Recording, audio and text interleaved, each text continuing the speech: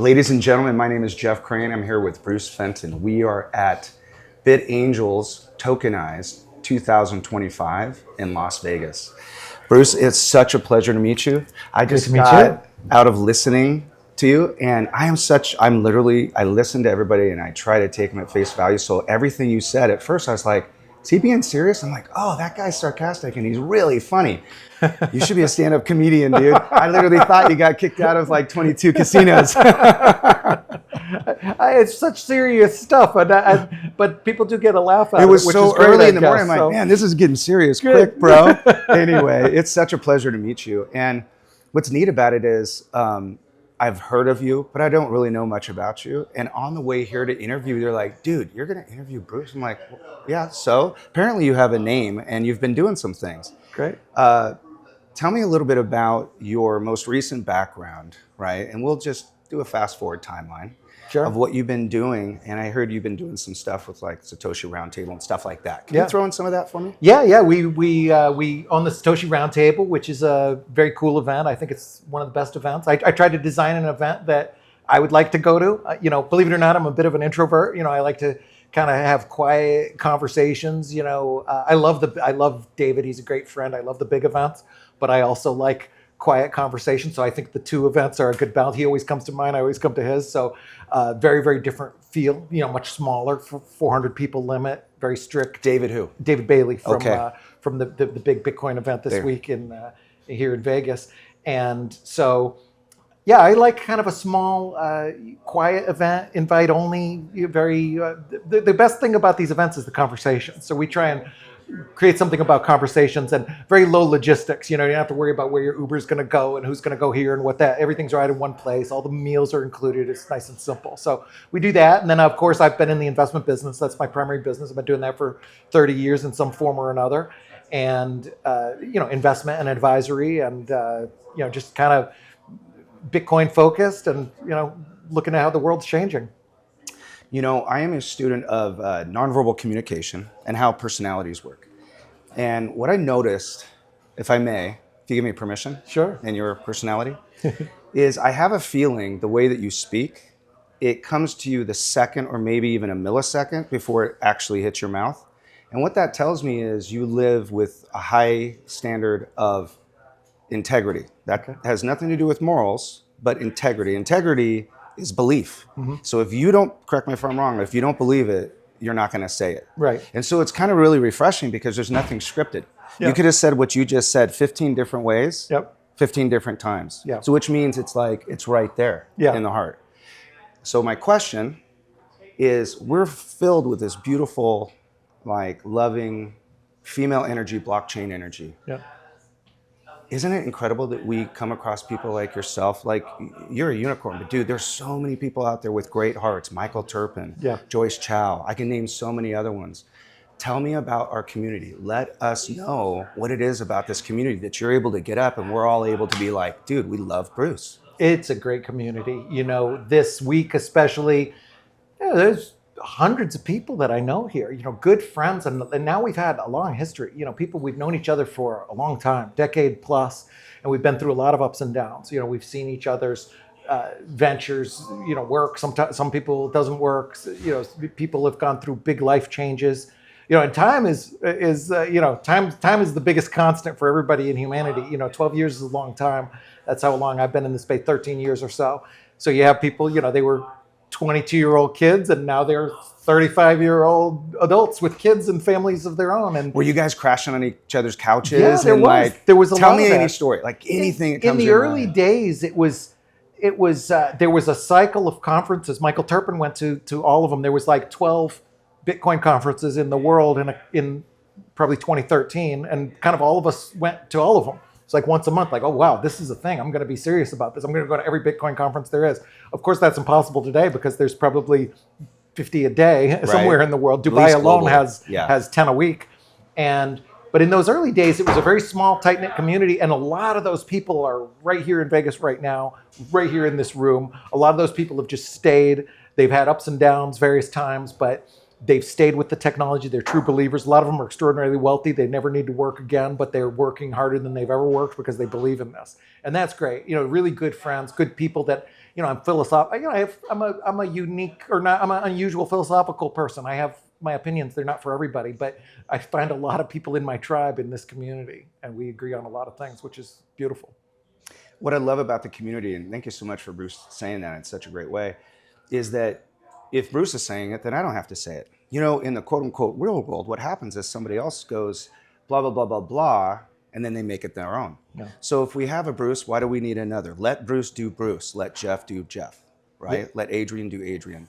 And that's what's beautiful about our community is that it's inclusive. When you talk about way back when and crashing on the couches and hanging out and seeing people, I always associated it to, if you pass away and then you get to the pearly gates and you see your ancestors coming to the gates and welcoming you. Doesn't it feel like that sometime? Yeah. Where you walk in and you may not have seen them for 6 months, and as soon as you see their face, you remember that you were in Puerto Rico together or in New York or Yes. wherever. Yeah.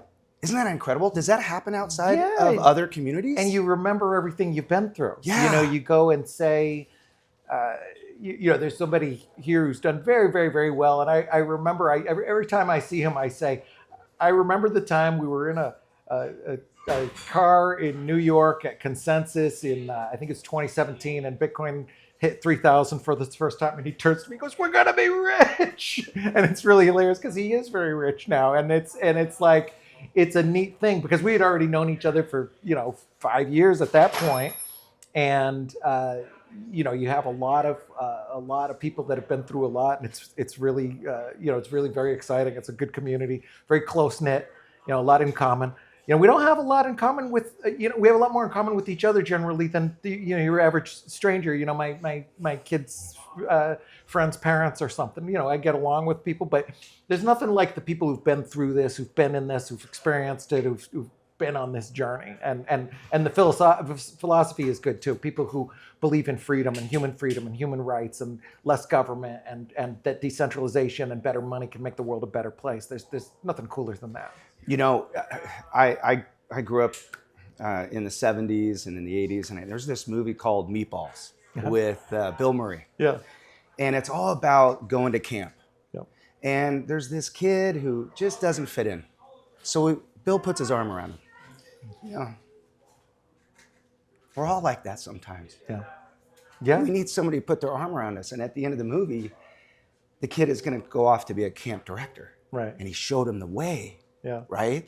So what's cool about this community, and I'd love to, we're about to end this interview, but I'd love to encapsulate this was really a conversation about those that are coming in now. Yeah. And the responsibility of us who have already been here to be those camp directors. Right. Could you give us some maybe instruction on how we should be moving forward? I hope we can embrace the best of what we had in those early days, the 2012, 2013, 2014. It was a different vibe. Yeah. I remember the first time a venture capitalist came to an event, everybody's like, "There's a venture capitalist here." I used to wear this same outfit, with the blazer, and I couldn't even wear that. I was overdressed at most of the events. I had to take the blazer off. They say, "Oh, you Wall Street guy, we don't need you're you FBI here." or something. Yeah. And so you had this very rebellious cypherpunk feel where people were like, "Hey, this is some weird new thing like the internet, and it could be as big as the internet, and we could change the world." That's a very exciting vibe. There was no talk about making any money because there was zero startups. The first 4, 5, 10 events I went to, there was zero fundraisers. There was no other coin. There was no fundraise, and there was no startup. The first 2 startups I ever heard of were Coinbase and BitPay, which was a couple of years later, and they were raising like 3 million each, I think. And so there wasn't this concept. And I remember when the first lawyer showed up too. Everybody's laughing. They're like, "Oh, that's hilarious. We're going to need legal work." Yeah. And now it's like the biggest generator of legal fees in the world. But I loved that early feel of, and I would encourage new people to find that cypherpunk vibe. Making money is great. Like I said, I'm as capitalist as anybody there is. I am all for it. I want everybody to be rich. I want you to be rich. I want everybody who's listening to be filthy rich. But there's something better, and that's changing the world and having that feeling of changing the world and making the world a better place and leaving a legacy that does something great and stops the wars and the fiat and the nonsense and the things caused by this broken, horrible, evil fiat money system, and creating decentralization and putting more power in the hands of the people, more power in individuals, more power in voluntary trade and voluntary interaction. That's a high calling. And that's a cool thing. And if we can all have a little piece in maybe I've had just simple introductions that I've made that have got, hey, Joe, meet Bob, and meet Susan. And then 3 years later, they say, oh, we started a company together. You never know how you're going to change the world. And everybody has the ability to do it. You can reach people, you can educate people, you can talk, and you can embrace that cypherpunk value of human freedom and human liberty, and we can make the world a better place. What could be cooler than that? And then while you're doing it, you make some money too. So Bro, couldn't be better. I love it. that is so beautiful. That's so poetic. Ladies and gentlemen, listen, there's this triangle. It's results, brand, access. Do good results, get a good brand, get more access. Take shortcuts, have a brand, no access. And what Bruce is talking about is if you want access, man, pick up a lady's bag and take it to the cab. Give somebody a couch. Do something good for somebody. Introduce somebody, and they're going to start a $1 billion company, right? It's not always about the money. That's right. Bruce, you're a good man. It's really good to meet you. Thank you so much for your time. Thank you. Hey, before you turn that off, I just have one last question. We could edit this. Would you let us know what is special or what you like about Michael Turpin's events, his Tokenize and BitAngel events, that you would come and take your time? Yeah, Michael's a great friend. I've known him for a long time now. It's got to be over 12 years, 13 years.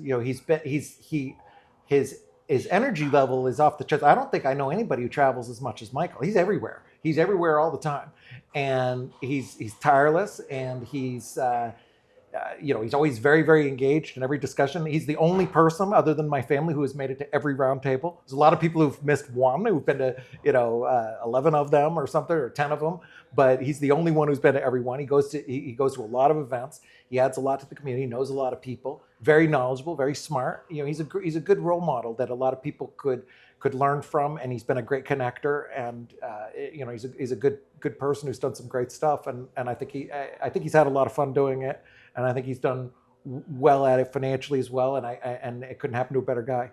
That's beautiful. Thank you. Thanks for indulging me on that. For sure. Thank you guys. Appreciate it.